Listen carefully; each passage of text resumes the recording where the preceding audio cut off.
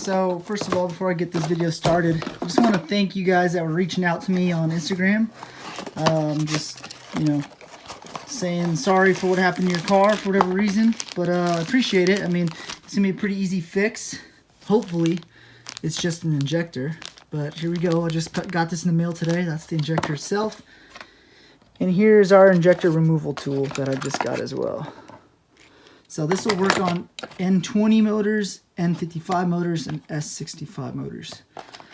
They're all the same injectors. They all use the same thing. So, all right, let's go out to the car and pop this new injector in.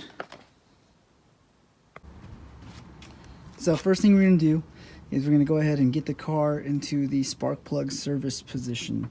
So basically remove your intakes, remove your charge pipes. I've already got the struts removed from the last video, and I left those off. So I'll just go ahead and take off my intakes, my charge pipes, get everything out the way, and then we're going to go ahead and disconnect the battery.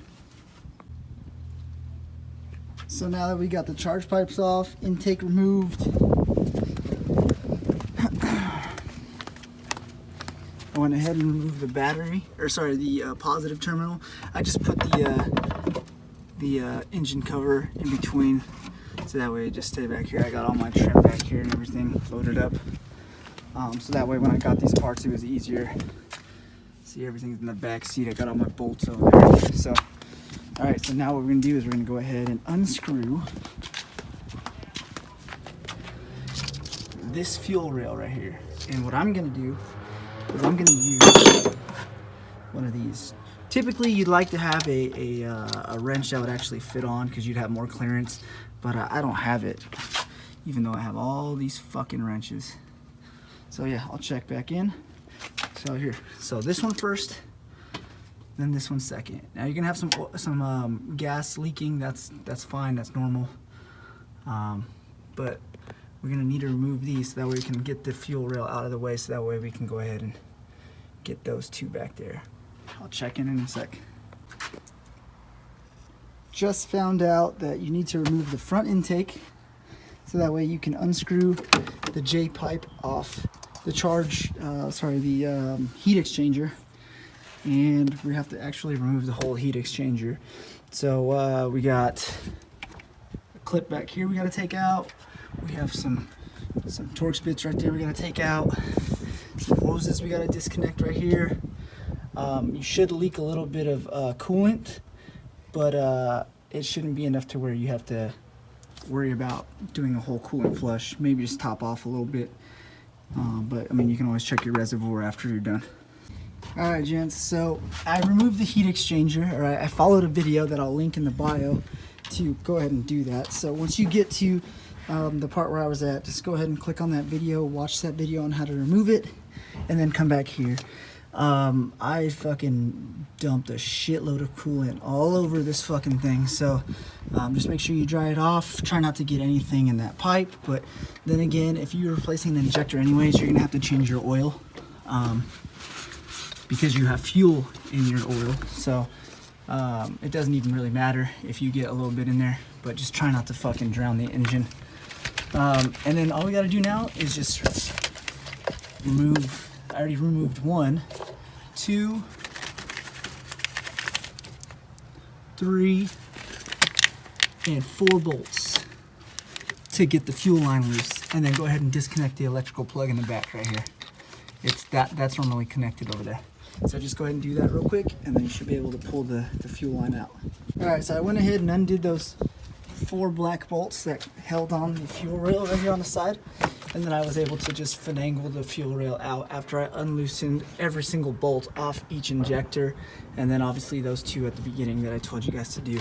So I did it a little out of order because this is my first time, so just give me a little break on that. But after that, what you're going to want to do is you're going to want to disconnect the electrical plugs that go connected in the injector. So this one as well, there's basically a little tab on the back that you can poke out with a screwdriver, and then just go ahead and remove it out with a flathead or something, like a little pick.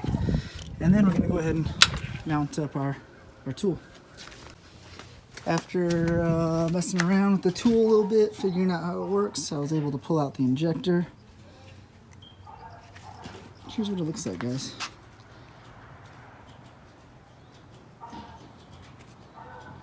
So we suspect this thing was stuck open.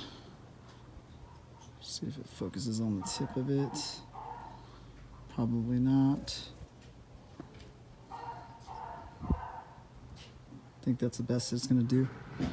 But you see some rust on it. I think that's normal just for sitting for a couple days. So let's go ahead and drop in the new one and get everything put back together. All right, after like an hour of trying to figure out how to get that injector back in, I just kind of pushed it in, honestly, and then tried to figure out how this worked to get it back in. I honestly think it's just to remove it, because I tried using it to install it and it didn't seem to be working at all.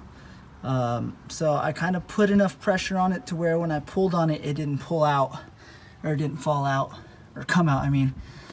Same as the other injector, number 5. So 6 and 5.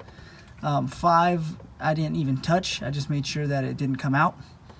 And then 6, like I said, that was the one that's acting up. It's got the new injector in it now. I went ahead and bolted up the fuel rail back up. Made sure I bolted down everything very tight, because you don't want a leak in your fuel lines at all, because that's a pain in the ass to come back all the way and do this all over again. So yeah, we're gonna go ahead and put the heat exchanger back on now. So we got the heat exchanger back on, everything's plugged in. Make sure you plug in that hose, that hose, that hose, your J pipe, your electrical connection right there. And make sure you reconnect the hoses, and also the 2 bolts right here if you undid them. And then make sure you push these 2 grommet holes through, one right here, and then there's one like directly underneath right here. Make sure you just push that in. And then obviously screw on your J pipe at a decent tightness, because obviously that's where boost and air is passing through. So if it's weak, it's just gonna pop off like a charge pipe. So now I'm gonna go ahead and put the intakes back on, and then both charge pipes. Yeah, here we go. Put back together that I need in order to start the car. I'm not gonna really worry about the coolant level right now. I just wanna make sure the car starts up right, and that we get good compression and no misfires, and basically everything runs good. So here we go, moment of truth.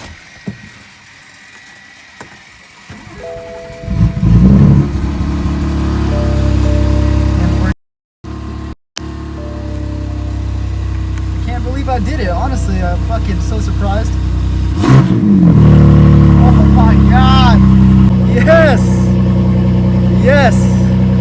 Honestly, guys, I didn't even know if I could do this. It sounds so good. And my face is dirty as usual.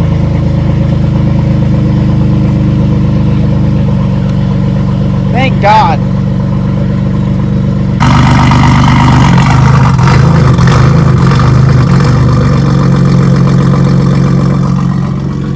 So you saw that smoke, that's all that excess fuel that has to burn off now that was in the system.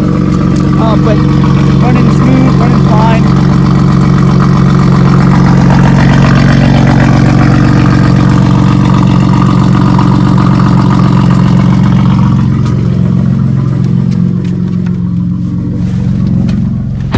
Close the door real quick.